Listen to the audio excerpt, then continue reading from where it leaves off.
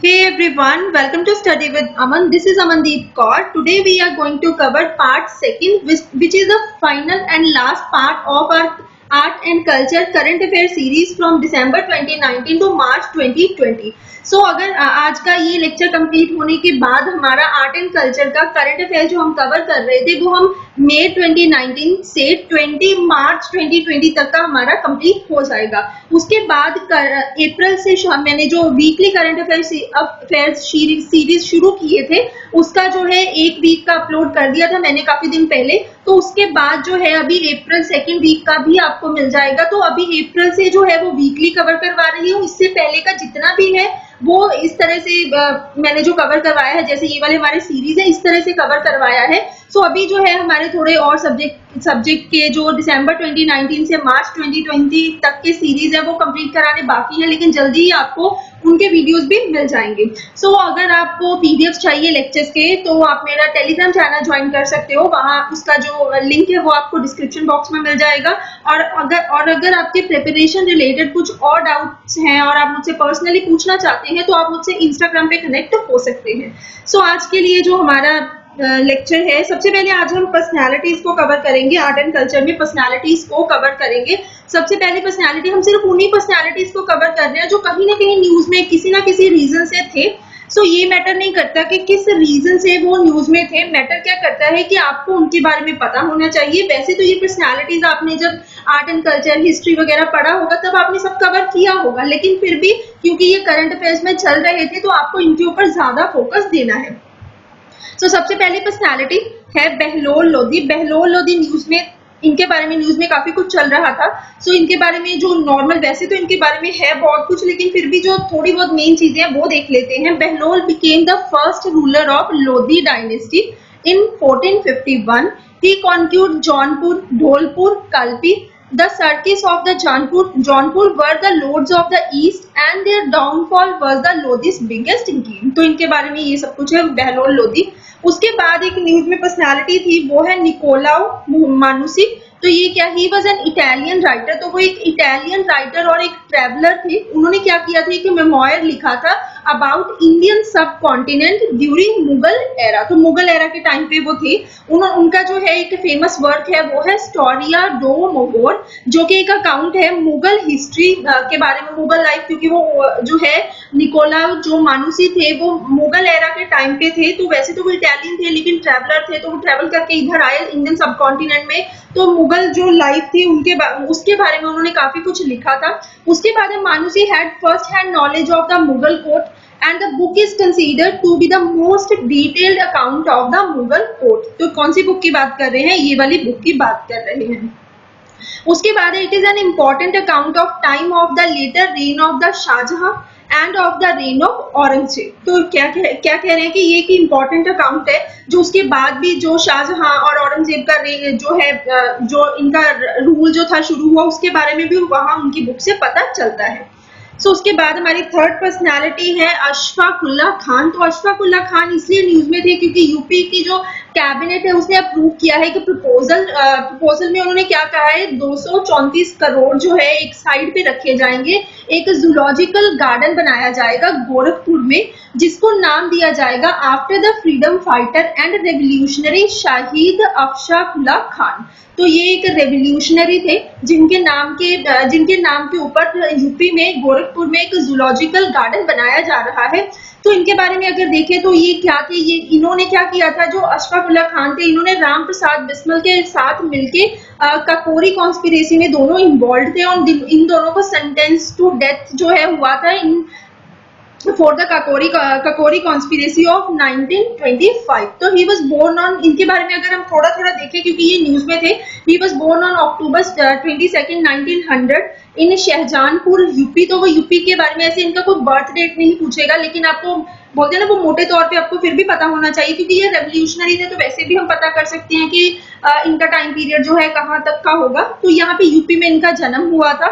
और he was among the dejected youth that was disappointed. तो वो उनमें से थे जो गांधी जी ने जब अपना नॉन कोऑपरेशन मूवमेंट को खत्म कर दिया था, कुछ टाइम के लिए उन्होंने कह दिया था गांधी जी ने कि नॉन कोऑपरेशन मूवमेंट को जैसे खत्म कर दिया था कि गांधी जी ने इसलिए कहा था कि लोगों को जो है नॉन वायलेंस का मतलब नहीं पता है, तो लोगों को पहले वो समझाना पड़ेगा, क्योंकि चौरा चौरी वाला जो इंसिडेंट हुआ था वहां पे पुलिस स्टेशन को लोगों ने आग लगा दी थी, बहुत सारे लोग मर गए थे। तो इसकी वजह से गांधी जी ने कहा था कि लोगों को जो है नॉन वायलेंस का मतलब नहीं पता, वो सिखाना पड़ेगा, इसीलिए नॉन कोऑपरेशन जो मूवमेंट था उन्होंने खत्म कर दिया था। लेकिन जो रेवोल्यूशनरी थे वो उनको ये बात जो है अच्छी नहीं लगी थी, क्योंकि उनके अंदर बहुत ज्यादा, जैसे बोलते हैं कि जवानी का जोश होता है, तो इनके अंदर बहुत ज्यादा जोश था कि देश को आजाद कराना है, तो इनको गांधी जी के तरीके पसंद नहीं आ रहे थे, तो ये एक रेवोल्यूशनरी बन गए। उसके बाद जैसे कि बहुत सारी कॉन्स्पिरेसीज में जैसे इन्वॉल्व हुए, तो इसके बाद उनको जो है डेथ सेंटेंस दे दिया गया था। So he felt that twinkling faith, उनको नॉन वायलेंट तरीकों में कोई फेथ नहीं रहा था, क्योंकि उनको लग रहा था कि नॉन वायलेंट जो तरीके हैं उनसे इनको कुछ मिलेगा नहीं। तो उसके बाद क्या हुआ, अशफाक कंपोज्ड पोएम, तो उन्होंने कुछ पोएम्स को भी कंपोज किया, mostly in Urdu and a few in Hindi under the pen names Warasi and Hazrat, तो ये इंपॉर्टेंट है। उसके बाद मिड 20s में अशफाक उल्लाह खान और राम प्रसाद बिस्मल ने क्या किया, वेंट ऑन टू उन्होंने फाउंड किया हिंदुस्तान सोशलिस्ट रिपब्लिकन एसोसिएशन, जिसके बारे में आपने हिस्ट्री में भी पढ़ा होगा।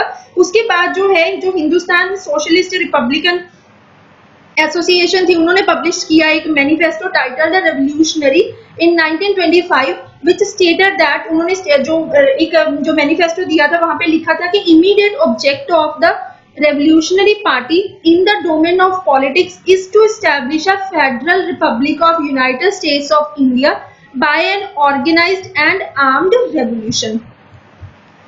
तो ये इसके बारे में, इनके बारे में था। उसके बाद जो है अगर हम देखें कि काकोरी कॉन्स्पिरेसी, वैसे आपने हिस्ट्री में भी पढ़ा होगा लेकिन फिर भी थोड़ा सा पढ़ लेते हैं कि काकोरी कॉन्स्पिरेसी, क्योंकि ऐसी काफी सारी कॉन्स्पिरेसीज हैं जो कि इसी टाइम पीरियड में रेवोल्यूशनरीज के थ्रू जिनको अंजाम दिया गया था। सारी कॉन्स्पिरेसीज जरूरी हैं, लेकिन जो न्यूज में आए कोई वो ऑटोमेटिकली ज्यादा इंपॉर्टेंट हो जाती है। तो अगस्त 1925 में क्या हुआ था कि आर्म्ड रॉबरी हुई थी।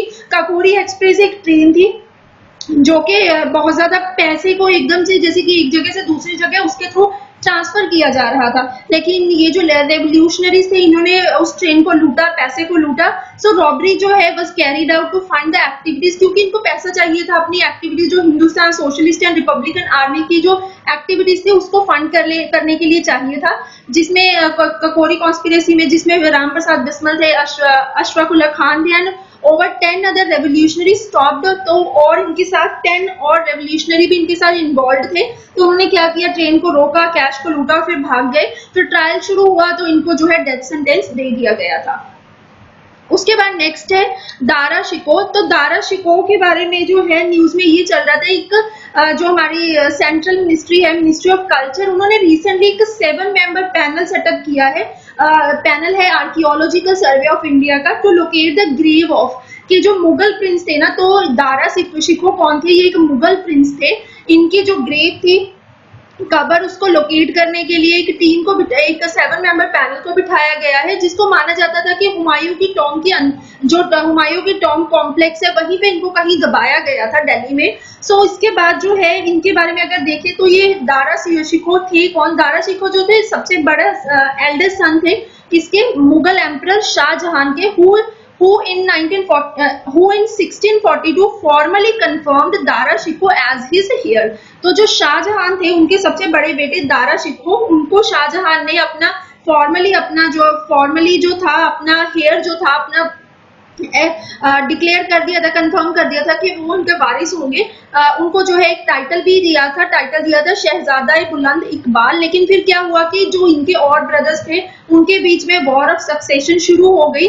तो जो औरंगजेब थे वो भी शाहजहां के ही बेटे थे, तो उन्होंने क्या किया, जैसे कि वॉर जब शुरू हुई तो इनको मार दिया गया दारा शिकोह को। तो दारा शिकोह के बारे में अगर हम देखें तो वो एक लिबरल थे in outlook and tried to find commonalities between Hindu and Islamic tradition. क्योंकि क्या है कि अगर हम औरंगजेब की बात करें, औरंगजेब तो एकदम कट्टर मुस्लिम थे, क्योंकि उनको औरंगजेब ने जो भी किया, मतलब कि उनको ये था कि सब जो है मुस्लिम हो, फिर वो बात अलग है, उसमें हम नहीं जाएंगे। लेकिन इनके बारे में अगर दारा शिकोह के बारे में बात करें तो इनके बारे में जो पता चलता है वो ये था कि इन्होंने हिंदू और मुस्लिम के बीच में जो कहते हैं एक कुछ कॉमनैलिटीज फाइंड आउट करने की कोशिश की ताकि दोनों में जो है एक तालमेल जो है बना के रखा जा सके। सो इनकी कंट्रीब्यूशन आर्ट एंड कल्चर को भी काफी है, जैसे ही ट्रांसलेटेड द भगवत गीता, उन्होंने भगवत गीता को जो है ट्रांसलेट, देखिए वो मुस्लिम थे लेकिन फिर भी जो है उनका वो जो है अपनी आउटलुक में जैसे लिबरल थे, तो उन्होंने क्या किया था, भगवत गीता को ट्रांसलेट करवाया, बहुत सारे उपनिषद जो थे उनको ट्रांसलेट करवाया संस्कृत से पर्शियन में 1657 में, so that they could be studied by Muslim scholars, ताकि जो मुस्लिम स्कॉलर्स हैं उनको पढ़ सके और उनमें जो अच्छी बातें हैं उनको अडॉप्ट कर सके। So his translation is often called Sare Akbar. उसके बाद जो है where he states that the work referred to in the Quran is none other than Upanishads. So उसके बाद जो है दारा शिकोह एक एल्बम भी है which is a collection of paintings and calligraphy assembled during 1630s by Dara Shikoh and presented to his wife Nadira Bano Begum in 1641-42। So उसके बाद he is credited with the commissioning of several exquisite examples of, जैसे क्या क्या बनाया उन्होंने Mughal architecture में, tomb of his wife Nadira Begum Lahore में है। उसके बाद है शराइन ऑफ मियां मीर जो कि लाहौर में है। दारा शिकोह लाइब्रेरी भी है, दिल्ली में बनवाई थी। उसके बाद है अखुन मुल्ला शाह मॉस्क जो कि श्रीनगर में बनवाई गई थी। उसके बाद है परी महल गार्डन पैलेस जो कि श्रीनगर में इन्होंने बनवाया था। तो ये काफी इंपॉर्टेंट पर्सनैलिटी है क्योंकि गवर्नमेंट इनके ऊपर फोकस कर रही है, तो आपको इसके बारे में अच्छे से पढ़ना है। उसके बाद नेक्स्ट पर्सनैलिटी है हमारी राजकुमारी अमृत कौर। राजकुमारी अमृत कौर जो है ये भी काफी ज्यादा अपनी जो है, जब इनके बारे में पढ़ेंगे, इन्होंने भी अपनी लाइफ में बहुत अच्छे अच्छे काम किए हैं। इनके बारे में आपने वैसे भी सुना होगा क्योंकि ये काफी जो है फ्रीडम स्ट्रगल जो थी उसमें भी इन्वॉल्व थी। तो राजकुमारी अमृत कौर इसलिए इस वक्त इसलिए न्यूज में है क्योंकि जो टाइम्स मैगजीन है उनकी जो लिस्ट है ऑफ 100 मोस्ट पावरफुल विमेन, उसमें जो है इनको जगह मिली है, हु डिफाइन जो कि उसमें जो है इनको जगह मिली है। तो उसके बाद जो है इनके बारे में अगर हम पढ़ें इनकी अर्ली लाइफ के बारे में, so Amrit Kaur was born in 1889 to the royal family of Kapurthala जो कि पंजाब में है। So she was educated in Oxford and return to India in 1918। तो वहां पे पढ़ के फॉरेन से पढ़ के इंडिया में आ गई थी 1918 में, एंड तो यहाँ पे आके उन्होंने अपना जो है काम शुरू किया, गांधी जी की टीचिंग्स के अकॉर्डिंग अपना काम शुरू किया। तो सोशल वर्क में भी बहुत ज्यादा इन्वॉल्व थी वो। She was champion of the cause of women's rights and worked towards eradication of पर्दा सिस्टम। उसके बाद चाइल्ड मैरिज के अगेंस्ट काम किया इन्होंने, चाइल्ड इलिटरेसी के लिए, और उसके बाद जो देवदासी सिस्टम के अगेंस्ट भी इन्होंने अपनी आवाज उठाई। सो इन 1927 she helped in founding all India women's conference along with Margaret Cousins। उसके बाद she also founded Delhi Women's League, the Delhi branch of AIWC, along with Rameshwari Nehru। उसके बाद she became a secretary of Mahatma Gandhi in 1930, serving him for 16 years and moved to Gandhiji's ashram in 1934। उसके बाद इनके बारे में और बातें अगर देखें तो she was elected to the Constituent Assembly from Central Provinces and Bihar and was one of the 15 women Constituent Assembly members। उसके बाद इनके बारे में जो इम्पोर्टेंट बात है वो ये है कि she was the only women in the independent India first cabinet. तो फर्स्ट कैबिनेट जो इंडिपेंडेंट इंडिया का था वहां पे वो सिर्फ एक अकेली जो वुमेन थी जो इन्वॉल्व थी, thus becoming the first women to hold a cabinet rank in free India। She was appointed as a health minister and remained in that position for 10 years। उसके बाद जो है in 1950 she also became the first female and first Asian president of World Health Assembly। So foreign में भी इनकी काफी ज्यादा respect थी, and also led India's delegation to WHO several times। She was also the chairman of the Indian Red Cross for 14 years। तो इनके बारे में बहुत ज्यादा इन्होंने कंट्री को सर्व किया है और काफी हाई लेवल की पोजीशंस पे ये रही हैं।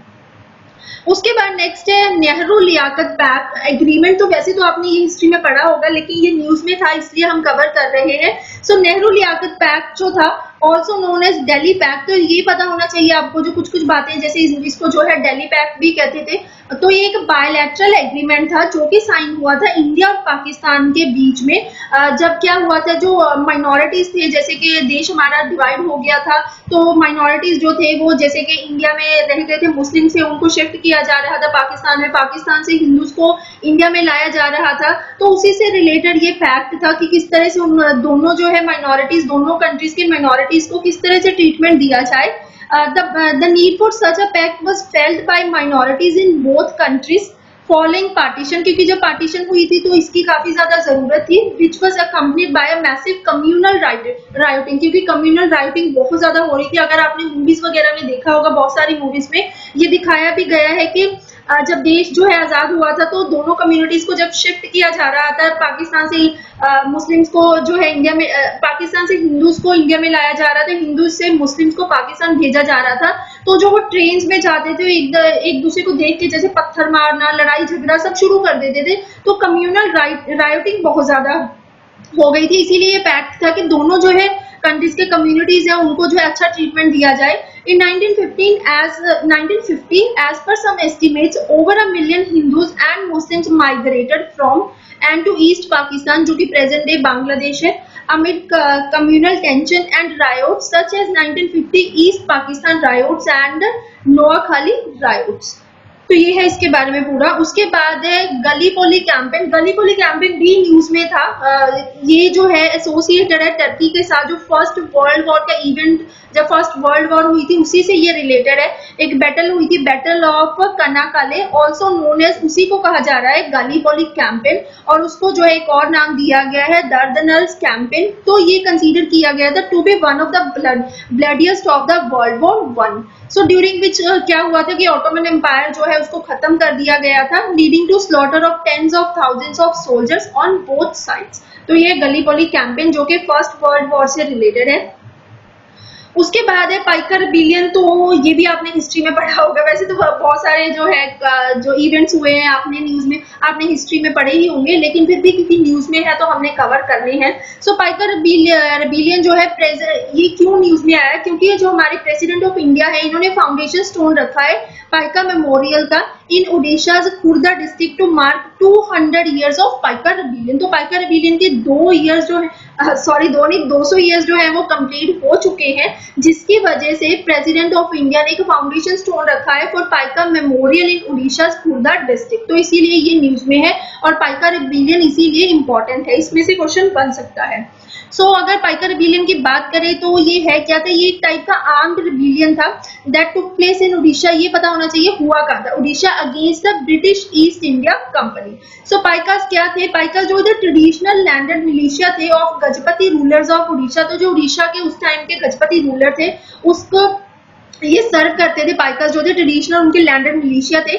पाइकास के पास जो थी रेंट फ्री लैंड हुआ करती थी that had been given to them, जो कि उनको दी गई थी for their military services to kingdom of Khurda. तो खुर्दा की जो किंगडम थी उनको जो सर्विसेज वो देते थे उसके लिए उनको रेंट फ्री लैंड दी गई थी। सो ब्रिटिश जो है हैविंग एस्टैब्लिश, तो ब्रिटिशर्स ने क्या किया था, वहां पे अपना रूल एस्टैब्लिश कर लिया था। उसके बाद जो किंग था उड़ीसा का मुकुंदा देवा टू, वो एक माइनर था एंड इनिशियली उन्होंने रेजिस्टेंस दिखाई थोड़ा बहुत, लेकिन फिर भी जो है उनका जो है काम हुआ नहीं कुछ खास। तो इसके बाद जो क्या है रूलर्स ऑफ खुर्दा पर ट्रेडिशनली क्या थे, वो कस्टोडियंस थे of Jagannath temple and ruled as the deputy of the lord Jagannath on earth. They symbolize the political and cultural freedom of the people of Orissa.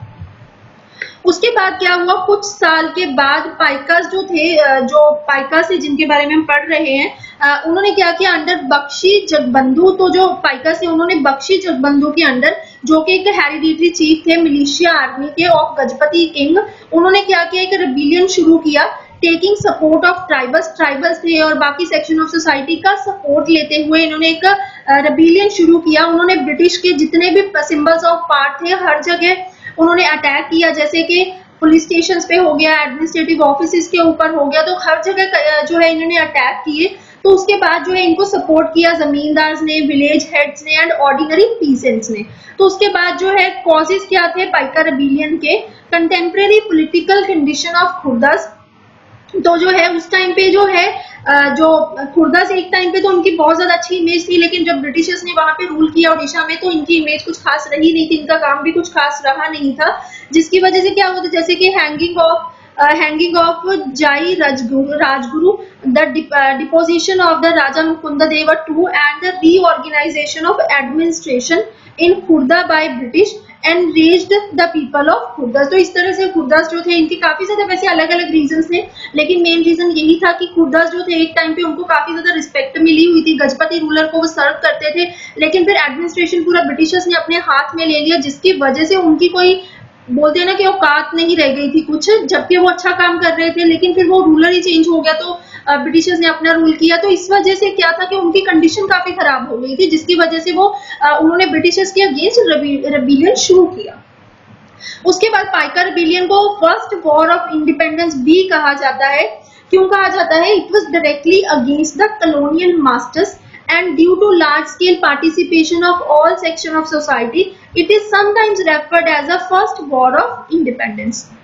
उसके बाद जो है इनके जो रिवोल्ट था उसको सप्रेस कर दिया था ब्रिटिशर्स ने। ब्रिटिशर्स ने पहले क्या किया था, Britishers were initially taken aback and then suppression followed with many killed and imprisoned, many more were tortured, some rebel fought a guerrilla war till 1819 but were captured and killed.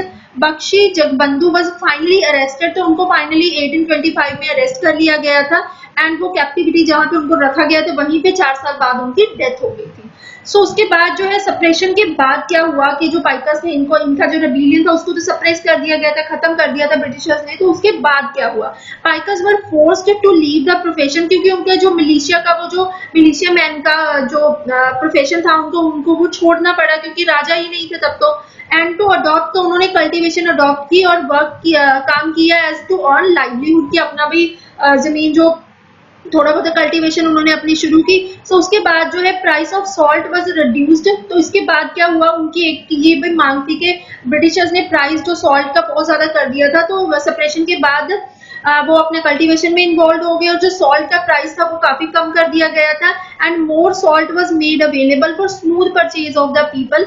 उसके बाद when Raja Mukunda Deva to died, तो राजा मुकुंदा देवा की जब 1817 में death हो गई थी, उनका जो सन था Ramachandra Deva III was allowed to move to Puri, तो उनको कहा गया कि वो पुरी में मूव कर जाए। ही वाज अलाउड तो उनको वहां पे एक पेंशन, एनुअल पेंशन दिए जानी शुरू कर दी थी and to take over the charge of the management of Jagannath temple of Puri. So by this arrangement British government won the mind and sentiments of the people of Orissa. क्योंकि क्या था कि जैसे जो मेन उनका रूलर था उसकी तो जैसे डेथ हो गई थी, उनके जो बेटे थे उनको क्या किया था, फिर उड़ीसा में जो पुरी है वहां पे भेज दिया गया था, उनको एनुअल पेंशन दी जानी शुरू की ब्रिटिशर्स ने, और जो वहां का जगन्नाथ टेम्पल था वहां का मैनेजमेंट जो था वो उनके हाथों में दे दिया था, जिसकी वजह से लोगों को भी लगा कि चलो थोड़ा बहुत तो उनके राजा के साथ अच्छा व्यवहार ब्रिटिशर्स ने किया है, जिससे धीरे धीरे लोगों ने ब्रिटिश रूल को एक्सेप्ट करना शुरू कर दिया था। उसके बाद नेक्स्ट है वर्मन डायनेस्टी, जो कि न्यूज में थी। वर्मन डायनेस्टी जो है 350 टू 650 जो टाइम पीरियड था एडी वाला वहां पे थी, was first historical dynasty of the Kamarupa kingdom. It was established by Pushyavarman, a contemporary of the Samudragupta. तो जो समुद्रगुप्ता थे उनके जो कंटेम्प्रेरी थे पुष्यवर्मन, उन्होंने स्टैब्लिश किया था वर्मन डायनेस्टी को। सो अर्लियर जो वर्मन थे were subordinates of the Gupta empire, but as the power of Gupta waned, तो जब गुप्तास की पावर जो है गिरनी शुरू हुई, महेंद्र वर्मन जो था उन्होंने परफॉर्म किए 2 horse sacrifices and status of Kamarupa as independent state remained unimpaired. तो इनका जो था जो स्टेटस था कामारूपा का एज इंडिपेंडेंट स्टेट ही उनका रहा। उसके बाद 7th and 8th century extent of Kamarupa kingdom located on the eastern region of the Indian subcontinent what is today modern day. तो आज के टाइम में जो वर्मन डायनेस्टी है वो कहाँ पे स्प्रेड है, जैसे आज का हमारा मॉडर्न डे असम है, बंगाल है, भूटान है, तो ये पूरे एरिया में वर्मन डायनेस्टी हुआ करती थी एक टाइम पे। Kamarupa as its height covered the entire Brahmaputra valley, North Bengal, Bhutan and northern part of the Bangladesh and at time portions of the West Bengal and Bihar. तो ये पूरा था। उसके बाद नेक्स्ट है हमारा Vakataka dynasty. Vakataka dynasty recently क्या हुआ है कि एक आर्कियोलॉजिकल एक्सकेवेशन हुई है, कुछ खुदाई हुई थी नागपुर के आसपास। कहाँ पे हुई थी? नगरदन इन रामटेक तालुक, जो कि नागपुर के आसपास है। वहां से कुछ एविडेंसेस मिले हैं on life, religious application and trade practices of the Vakataka dynasty. तो जो वक्तक डायनेस्टी थी, इनके बारे में कुछ वहां पे खुदाई हुई है, तो इनके बारे में कुछ वहां पे पता चला। इनकी इनकी लाइफ कैसी थी, रिलीजियस एप्लीकेशन, इनकी ट्रेड क्या थी, वो सब कुछ पता चला। जिन्होंने रूल किया है सेंट्रल, तो जो वक्तक डायनेस्टी थी, इन्होंने रूल किया है कहाँ पे? Central and south India between the 3rd and 5th centuries। तो it is the first time कि कुछ क्ले सीलिंग्स मिले हैं। पहली बार ऐसे क्ले सीलिंग्स जो है वहां पे नगरधन से पहली बार ऐसे क्ले सीलिंग्स मिले हैं। क्ले सीलिंग जो है वो ओवल शेप्ड के हैं, जो कि बिलोंग करते हैं to period when Prabhavati Gupta, जो क्वीन हुआ करती थी वक्तक डायनेस्टी की। वक्तक डायनेस्टी की जो क्वीन थी प्रभाविता गुप्ता, बड़ा नाम है, प्रभाविता गुप्ता, जो कि क्वीन हुआ करती थी वक्तक डायनेस्टी की, उसके टाइम पीरियड के हैं। तो जो सील्स मिले हैं क्ले के, उसके बाद जो है एक कॉपर प्लेट जो है इश्यूड बाय, जो कि क्वीन प्रभाविता गुप्ता ने एक जो कॉपर प्लेट जो इशू की थी with the genealogy of the Guptas, mentioning the queen's grandfather Samudra Gupta and her father Chandragupta too. तो वहां से पता चलता है कि इनके जो ग्रैंडफादर थे समुद्रगुप्ता थे, इनके फादर चंद्रगुप्ता थे। So these are strong indications of Vaishnava signature on royal seals of the Vakatakas, reiterate that Queen Prabhavi Gupta was indeed a powerful women ruler. So since the Vaktak people traded with the, तो जो वक्तक people थे वो trade करते थे Iran के country, Iran तक, and Iran उससे आगे भी करते थे थ्रू मेडिटेरेनियन सी। स्कॉलर ने सजेस्ट किया ये सब देखते हुए कि ये जो सीलिंग्स है could have been used as an official royal permission issued from the capital city. तो ये है पूरा वक्तक डायनेस्टी के बारे में जो कि न्यूज में थी। उसके बाद है पायनूर। पायनूर एक प्लेस है केरला में, जो कि न्यूज में था। केरला ने प्लान किया है कि महात्मा गांधी स्मृति म्यूजियम बनाएंगे पायनूर में, जो कि सिचुएटेड है on the banks of the Perumba river in Kerala's Kannur district. तो हिस्टोरिकल सिग्निफिकेंस इस प्लेस की क्या है? वो सबसे पहले कि जो साइमन कमीशन प्रोटेस्ट था इन 1928 में जो हुआ था प्रोटेस्ट, वहां पे क्या था, जो केरला में था वो इस प्लेस पे हुआ था। Moyarath Sankaran, A Lakshman Shenoy and Subramanyam Thirumumpu were the leaders of the Simon go protest in Payyanur. So उसके बाद सॉल्ट सत्याग्रह 1930, जो 1930 का सॉल्ट सत्याग्रह था, वो जो है under the leadership of Kerala का जो केलापन, जिनको केरला का गांधी कहा जाता था, उनकी लीडरशिप के अंडर था। सत्याग्रह saw a procession of 33 satyagrahis from Kozhikode to Payanur, which earned Payanur the distinction of the second Bardoli। उसके बाद अनटचेबिलिटी मूवमेंट भी यहाँ पे हुआ था। Payyanur was also an epicenter of the anti-untouchability movement। Great leaders of the movement at Payyanur कौन कौन थे? ग्रेट लीडर्स जो इस मूवमेंट के थे, जो इसको रन कर रहे थे, वो है जैसे A.K. गोपालन, K.A. केरालियन एंड विष्णु भारतीयन, ushered boys from the oppressed Pulaya community into the Kurumba Bhagwati temple। One of the first crusaders against casteism in Payanur was Swami Ananda Tirtha, a Konkani Brahman by birth, who was consecrated as Swami Ananda Tirtha by Narayana Guru and fought lifelong for the rights of the Dalits। उसके बाद गांधी जी की connection क्या रही है इस place से? गांधी जी ने visit किया था केरला में 1934 to call on Swami Anand Tirtha. He planted a mango tree in his ashram which still thrives at that site. तो वहां पे उस साइट पे एक आश्रम है जहाँ पे गांधी जी ने एक आम का पौधा लगाया था। उसके बाद है Poompuhar to be digitally reconstructed. तो पूमपुहार एक पोर्ट सिटी है तमिलनाडु में। तो ये एक पोर्ट सिटी है तमिलनाडु में जो कि सबमर्ज हो गई थी एक 1000 ईयर एगो। ये धरती के अंदर चली गई थी, दब गई थी। उसको जो है क्या किया, अभी क्या किया जा रहा है, उसको डिजिटली रिकंस्ट्रक्ट किया जा रहा है under the Indian digital heritage project. तो अभी क्या है कि अब अगर हम पूमपुहार की बात करें, पूमपुहार जो है इस जो ये वाला प्लेस था, इन्होंने सब ये प्लेस एक टाइम पे कैपिटल हुआ करता था चोला डायनेस्टी आपने आर्ट एंड कल्चर में पढ़ी होगी, तो उसका एक टाइम पे कैपिटल हुआ करती थी पूम्पुहार, ये वाला place. It is located at mouth of the Kaveri river. It is mentioned in Sangam literature में इसको मेंशन किया गया है। And satellite studies show that the city was established in the Kaveri delta about 30 kilometre away from the existing Poompuhar town around 15,000 years ago। उसके बाद है it was submerged, तो ये क्या हो गया था, कदल कोल जो है, और हम कह सकते हैं जिसको एक राइजिंग सी लेवल का राइज होना, तो उसकी वजह से ये धरती में दब गई थी 1000 years ago। तो ये पूरा इसके बारे में पूम्पुहार। उसके बारे में जिस प्रोजेक्ट के अंडर इसको डिजिटली रिकंस्ट्रक्ट किया जा रहा है वो प्रोजेक्ट है इंडियन डिजिटल हेरिटेज प्रोजेक्ट। ये एक इनिशिएटिव है department of science and tech for the digital documentation and interpretation of our tangible and intangible heritage. So basic goal जो इस प्रोजेक्ट का है was to bring fine synergy of geospatial technologies with matured ICT technologies to help preserve, use and experience India's vast heritage in digital form.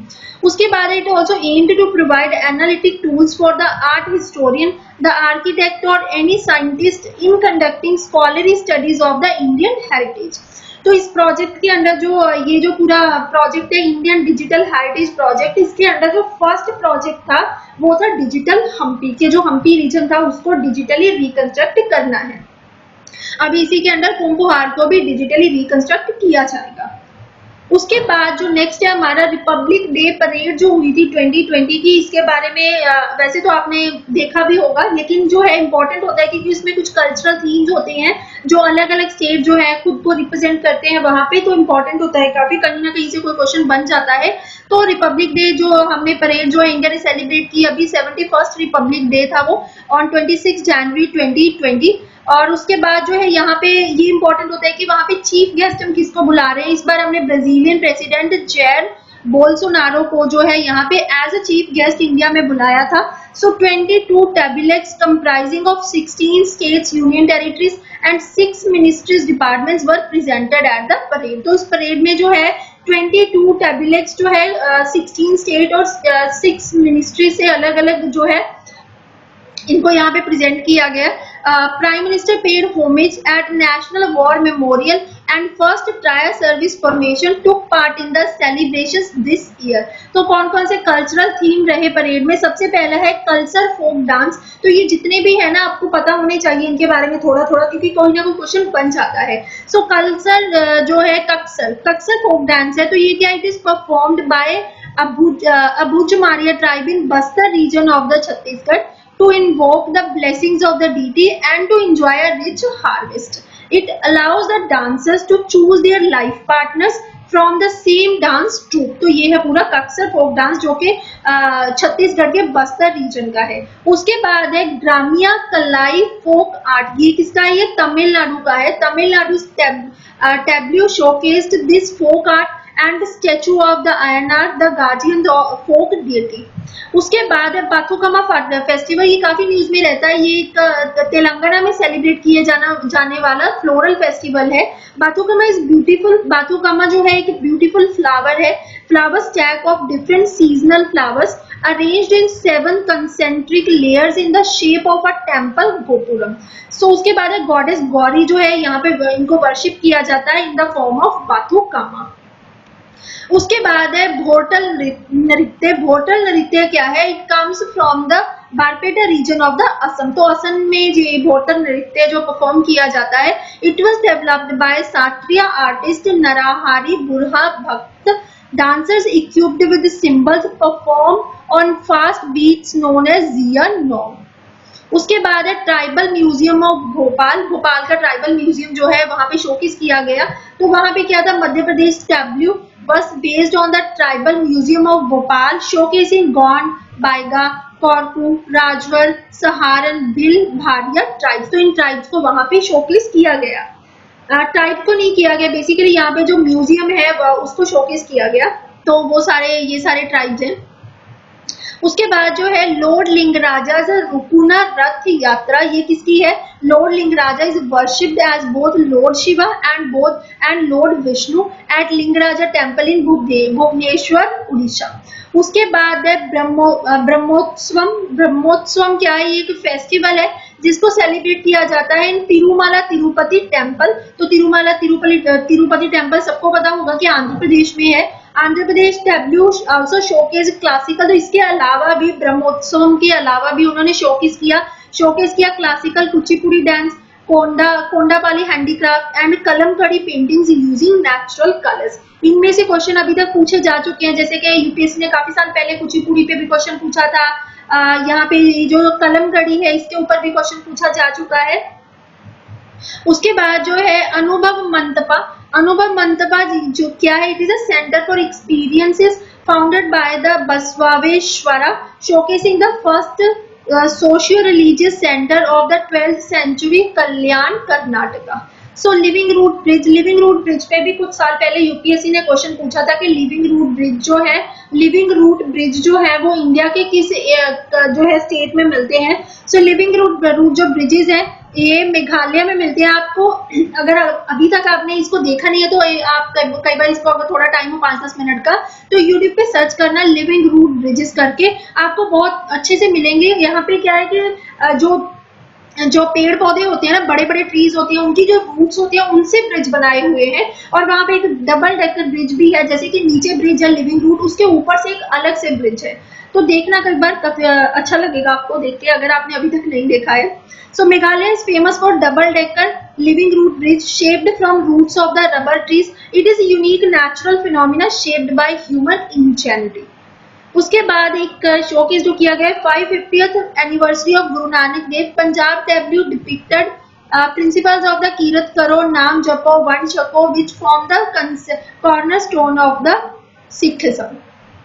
सो उसके बाद जो है आपका save the frog campaign जो है वो गोवा गवर्नमेंट का है एंड Jammu Kashmir back to village programme was also featured. उसके बाद है रानी की वाव जो जल मंदिर है, ये गुजरात में है। यहाँ पे it is a unique architectural marble that stands as testimony to ancient construction work and craftsmanship. तो ये सारा कुछ था जो वहां पे शोकेस किया गया, जो कि बेसिकली जो हमारी रिपब्लिक डे परेड हुई थी वहां पे जितना भी हमने पढ़ा है ये सारा वहां पे शोकेस किया गया था। उसके बाद आप जो है थोड़ा थोड़ा होता है, इसमें ज्यादा समझाने लायक नहीं होता है क्योंकि इसमें कुछ खास समझाने लायक है नहीं।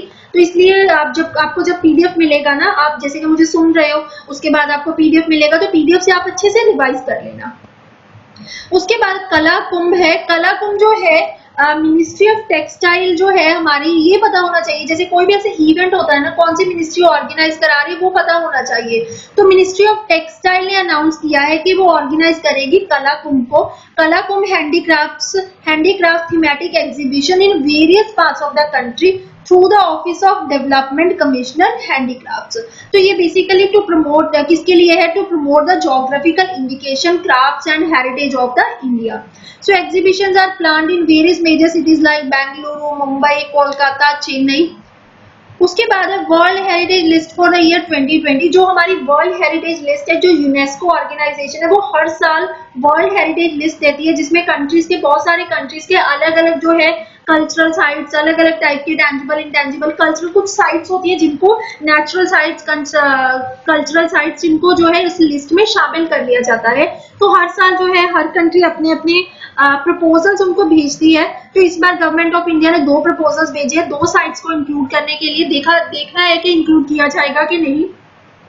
इसमें कौन कौन सी साइट्स है? सबसे पहले एक तो है ढोलावीरा जो कि एक हड़प्पन सिटी है। उसके बाद है monuments and forts of the Deccan सल्तनत, इन दोनों को इंक्लूजन के लिए भेजा गया है। तो इसके बारे में हमें पता होना चाहिए, अभी इंक्लूड तो नहीं किया गया जब तक अभी जो है जिस टाइम पीरियड में हम पढ़ रहे हैं दिसंबर से मार्च, उस टाइम पीरियड पे सिर्फ प्रपोजल भेजा गया था, इंक्लूड नहीं किया गया था। तो आपको पता होना चाहिए। सो ढोलावीरा जो है एक हड़प्पन सिटी है। हड़प्पन सिटी लोकेशन इसकी कहाँ है? Khadir island of the run of Kutch in Gujarat. It is one of the 2 largest Harappan sites in India, 5th largest in सब कॉन्टिनेंट। तो कुछ साइट्स हैं जो कि हड़प्पन जो सिविलाइजेशन थी जिसकी जो पाकिस्तान में चली गई थी, जैसे मोहनजोदाड़ो, हड़प्पा, उसके बाद है गनवेरी वाला। तो उसके बाद दो साइट्स हैं जो कि पूरी तरह से इंडिया में है, जैसे कि राखीगिरी साइट्स है और एक है Dholavira. So it lies between two seasonal streams, the Mansar in the north and the Manhar in the south and had three distinct zone. So कौन कौन से डिस्टिंक्ट जोन है इसके? सबसे पहले है जैसे अपर टाउन और the citadel, it consist of enclosures and identified as a castle and a valley and is surrounded by massive mud brick walls. दूसरा था मिडल टाउन। मिडल टाउन में क्या था? It has an area identified as a ceremonial ground or stadia, a distinct street pattern and a large scale enclosure. It also served as a transition from the citadel to the middle. उसके बाद lower town, it is the area where commoners और the working population lived. तो इस तरह से क्या हुआ था, अलग अलग जोन्स हुआ करते थे धोलावीरा में। एक अपर टाउन था जहाँ पे ज्यादा जो ऑफिशियल्स थे वो रहा करते थे, एक मिडल टाउन था जो कॉमनर्स थे वो लोअर टाउन में रहा करते थे।